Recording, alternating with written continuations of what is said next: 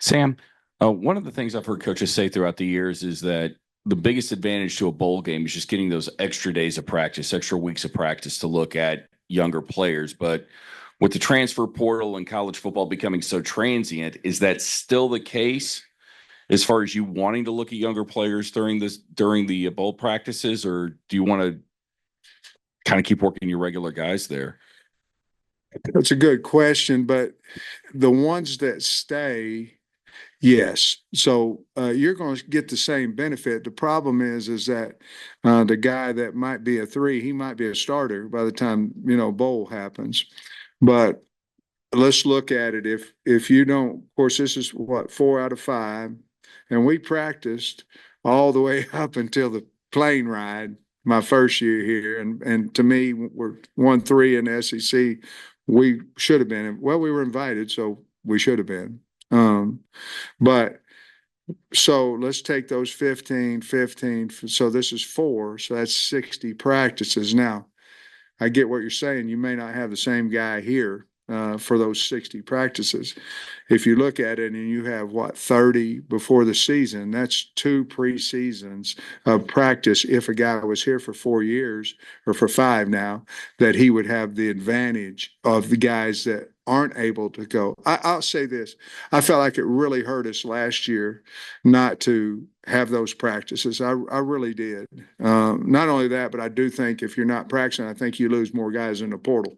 They're home over the time, whomever gets to them, all that stuff. I don't think the portal will be quite as a big a deal for us because we have money.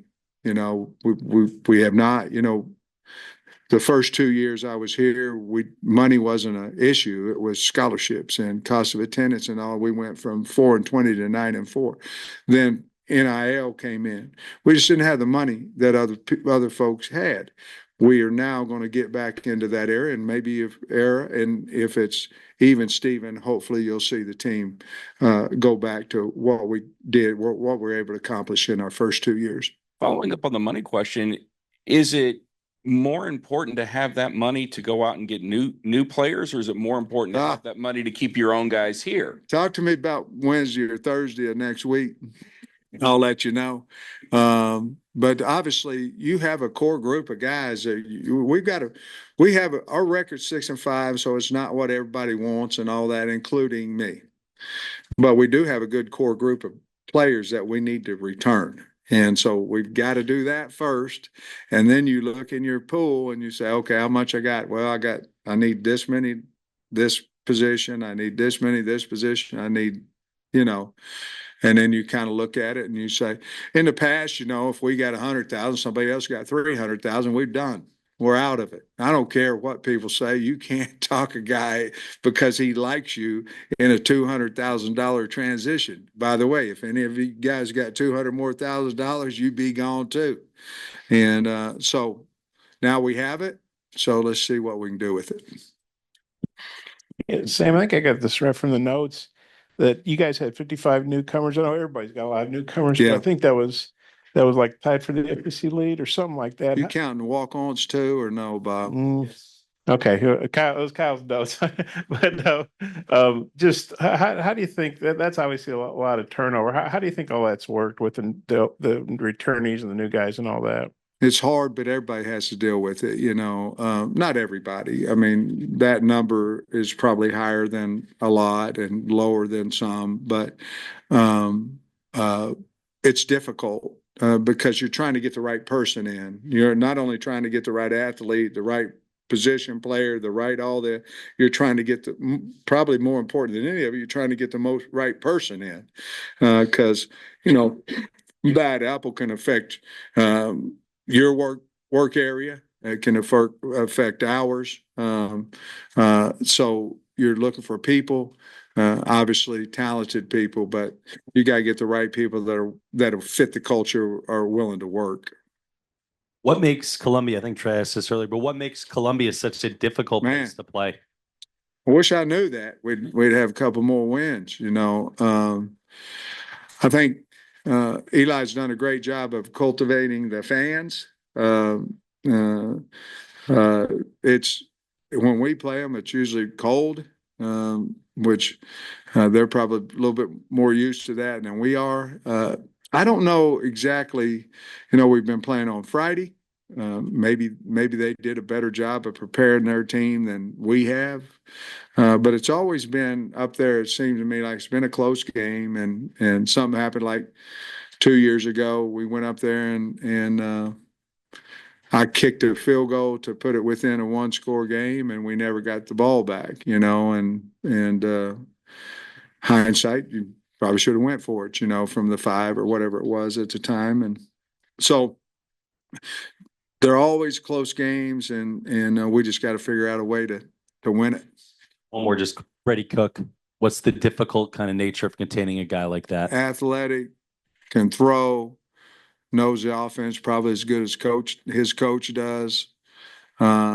He's a winner, and those guys are scary. I mean, he's a winner, and like I said, you could just feel it through the TV when he came back for the Auburn game. Made it certainly a big difference in that game.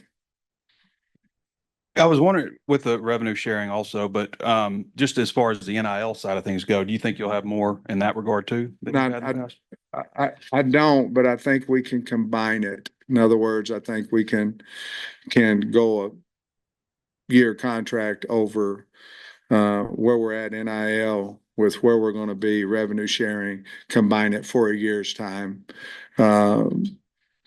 Possibly pay the kids like the NFL does, something percentile, OTAs, weightlifting bonus, all that. Not that we would do it. I'm saying like the NFL does it, and then pay them more during the season. The totality of the money would be the same, and so we would do that. To be honest with you, Trey, whether revenue sharing was in January or whether it was in July, simply because the portal opens in April, and I don't think we want to pay equal increments all the way up to April, and then somebody goes in the portal. I think you want to entice them to come back with more money during the season. You guys would have more money, everybody else would too. Do you think that would, and you kind of mentioned that, maybe you wouldn't have lost some of the guys you lost last year if you'd had more money. Do you think that'll impact the volume of talent in the portal with other teams being able to maybe keep guys that they might have lost? Yeah, I feel really sorry for non-Power 4 teams or some of the Power 4 teams that mostly not, or other conference Power 4 teams that have really good players and not be able to afford to keep them. And I don't want to say this, Trey, like every kid's out there looking for the almighty dollar. That's not the case. But if the dollar differential is huge, then your chances of keeping somebody aren't very good. And most of the time they know that dollar and know the amount before they ever come see me. They've already figured it out through whatever channels that happen. Yeah, you talked about Kobe Branham and Bradley Shaw a little bit today. We saw Charlie Collins cave in a guy the other night. I'm just wondering the up and comers that might have bigger roles next year, like those guys. Davion Henderson would be another one, just pops out. I think he's going to be a really good player. I like Jaden Allen. I like Selman Bridgers, our 2 freshman corners. Now, Jaden, he's going to practice today. So, he's back from that cartilage repair. Offensively, let's see. Of course, KJ Jackson, we're very, very high on him. The wide receiver group there, Cross, I think he's got a lot of talent as a young player. CJ Brown will keep coming on.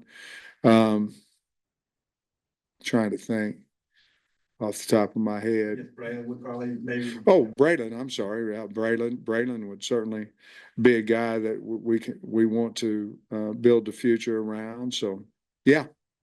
You good with the Saturday game? You think it's going to be neat to try a new day or what? Yeah, the Friday one ain't working, so we'll try to switch it. Thanks, Coach. All right, thank you guys.